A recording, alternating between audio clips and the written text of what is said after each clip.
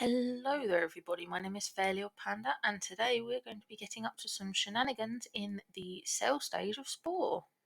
Now for anyone who might have missed out on playing Spore when it first came out, Spore is a great little game where you start out, if you want, as a cell and you can gradually evolve, gaining new parts by killing or collecting and moving on to land, gaining sentience, starting a tribe and even going out to space. So starting out as a single-celled organism, we will be going for herbivore today, but you have got two options. You can be a herbivore or a carnivore as your base choice.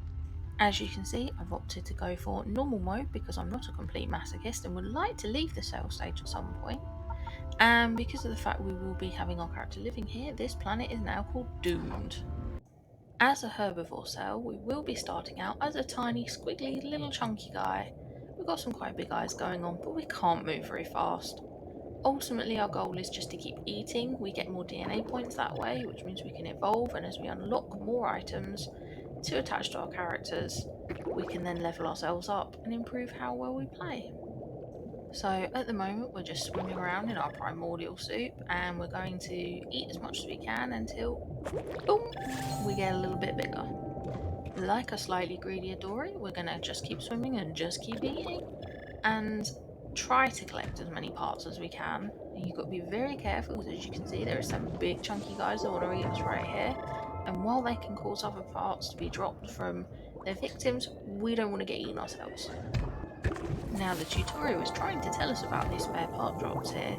Unfortunately, it's also letting us get put in. Oh god, no, that's not good. Oof, and that's a real hollow victory there as we've managed to grab some spikes, but we also got eaten.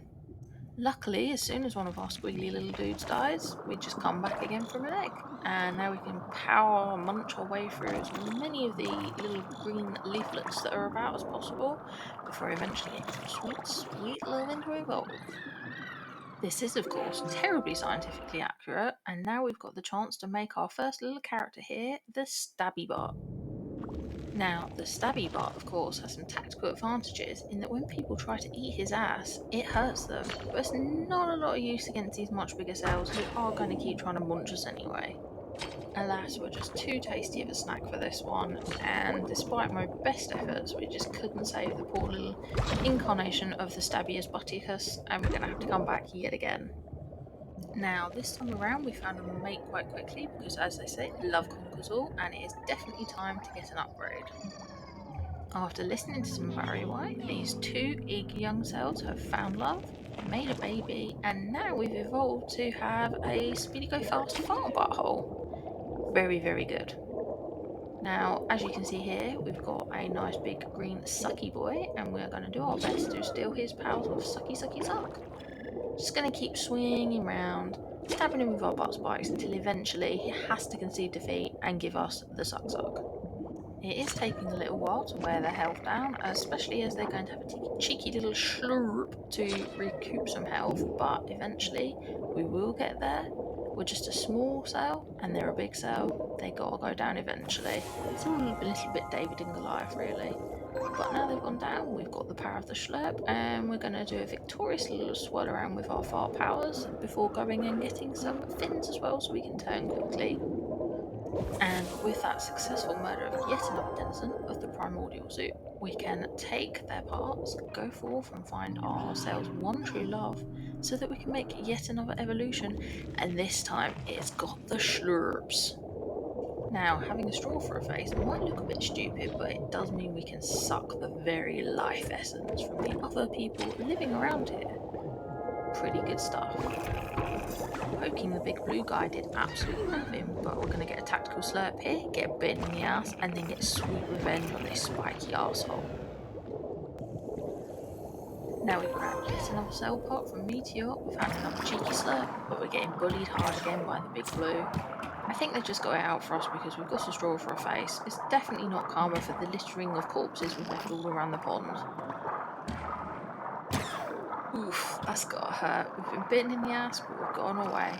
Now we're going to swim aimlessly for a little while, accidentally crash into this big green ring, and have another slurp before finally reaching the point where we get bigger and can make sweet loving again.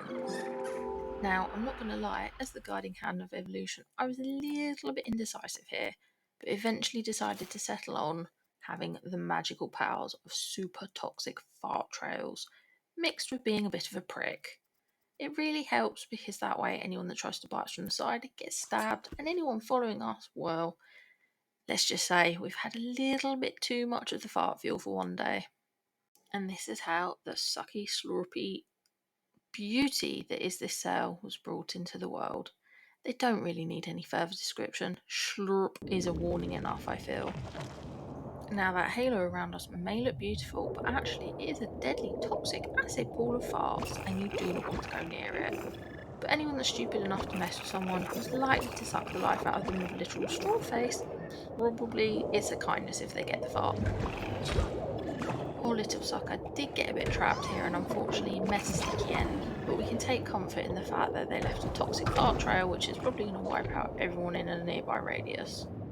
They say new life brings new hope, but unfortunately for this little sucker, not so much. We got bullied hard here, we're getting chased around by someone much bigger than us who probably wasn't very happy about all the murder we've been doing, but eventually I managed to get away and we started sucking the life out of some more innocent victims. All good fun. Well, I say that, we had a quick snack and then up popped this arsehole again, but we did get away and we did manage to do some more straw fun time, so it all works out in the end, I guess. Now, this latest murder did manage to level us up a bit more, and after a tiny little snack here, we managed to find love once again. This will let us evolve, get some better parts, and hopefully die a little bit less now.